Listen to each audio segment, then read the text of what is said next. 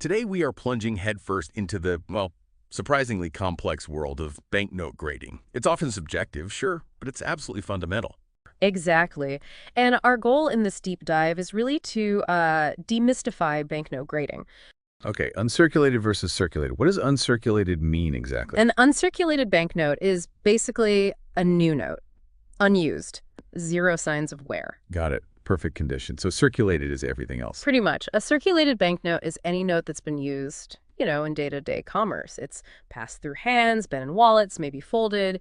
It shows signs of wear and tear from being out in circulation. How do we actually measure that? How do we quantify the amount of wear? What is this grading scale? Okay, so at the very top, you have uncirculated, UN. So sometimes people just say UNC. Then, as you get a little bit of wear, you step down to almost uncirculated, AU. Then extremely fine, EF, followed by very fine, VF. Then fine, F.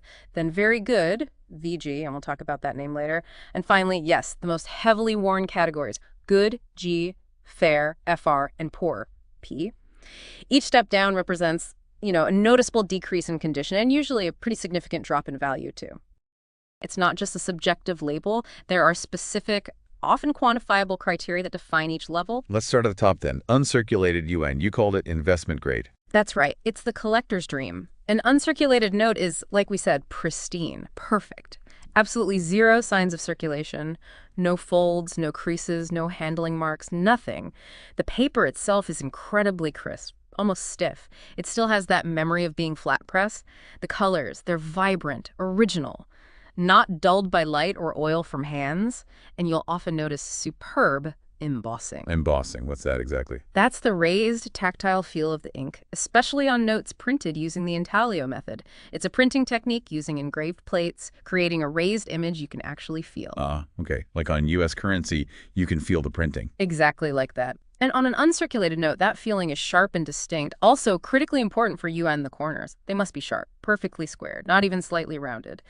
And then for the ultimate appeal, you look for great centering. Yeah, meaning the printed design is perfectly positioned. Equal margins on all four sides. And also, superb front-to-back registration. That means the printing on the back lines up perfectly with the printing on the front. Now, the third-party grading companies, they often add designations like EPQ, exceptional paper quality, or PPQ, premium paper quality. That just confirms the paper itself is outstanding, original, hasn't been washed or treated. This UN grade, it's the benchmark, the gold standard every serious collector is looking for. That sounds incredibly difficult to find. Truly perfect. So what knocks a note out of that perfect UN category but keeps it almost new? What defines almost uncirculated, AU? Right. AU is where you see the very first slightest hint of handling. Barely perceptible sometimes. It might just be a single, very light corner counting bend. Counting bend, like from a bank teller. Exactly. Those little flicks or bends on a corner when they quickly count a stack, often called bank teller flicks. Or an AU note might have a single light centerfold. Maybe someone folded it once, very briefly, then straightened it out. The key words are single and light. The paper should still feel firm and crisp, the colors vibrant, the corners mostly sharp, maybe not absolutely perfect like UN, but close. The centering, the margins might be slightly off compared to a truly perfect note, but otherwise it looks remarkably fresh. Honestly, a lot of casual observers might mistake an AU note for uncirculated. It's that close. Okay, so AU is just barely touched. Moving down again into what you called mid-grade territory, what defines extremely fine, EF. It still sounds pretty good. But obviously it's seen a bit more life. It has. EF is still a very attractive grade, but the criteria are quite strict, even for a mid-grade. An extremely fine note will show a bit more evidence of handling, but it still has significant crispness and, visual appeal. The defining feature here is usually the folds. An EF note can have no more than 3 light vertical folds, or maybe a combination like 2 vertical folds plus 1 horizontal fold, or sometimes just 1 single heavier crease. But that's the limit. The paper will still feel pretty firm, definitely not limp. The colors are mostly vibrant, maybe lost just a tiny bit of that brand new luster. Overall, it's still a really appealing note. It just shows mild signs of having passed through a few hands. Okay, 3 folds max, basically. Then we get to very fine, VF. This feels like the grade you might most commonly find for older currency that still looks pretty good, is that right? Yeah, you're spot on. Very fine, or VF, is probably the broadest category on the whole scale. For really rare notes, it's often considered the lowest investment grade, but it's still very collectible for most notes. A VF note shows clear signs of circulation, no doubt about it. But the overall design is still well preserved, still distinct. How many folds? Generally no more than 8 to 10 folds total. That can be a mix of vertical and horizontal folds, maybe some general wrinkling too.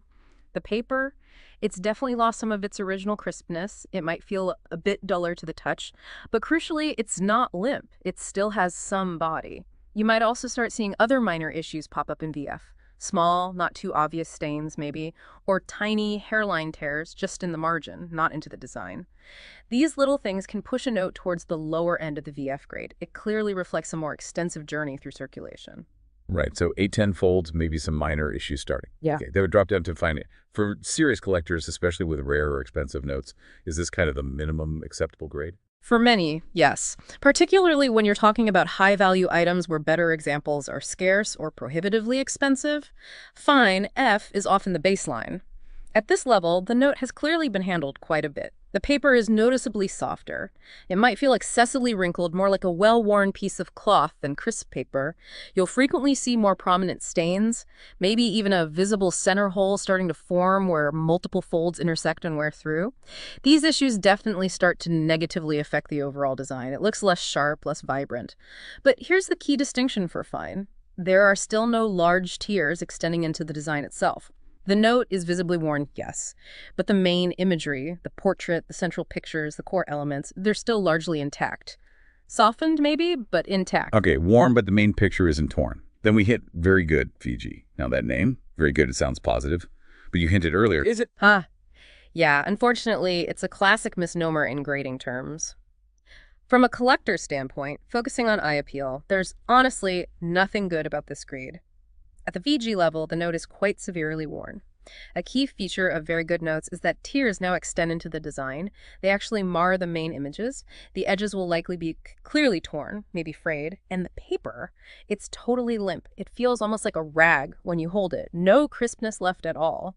But even though it's heavily damaged, one thing to note is you typically won't find large pieces of the note actually missing at this grade. It's usually still whole, just very, very worn and torn into the design. Wow, okay, so very good is actually pretty bad. Good to know. And finally, we reach the bottom of the barrel, the grades you called the rags.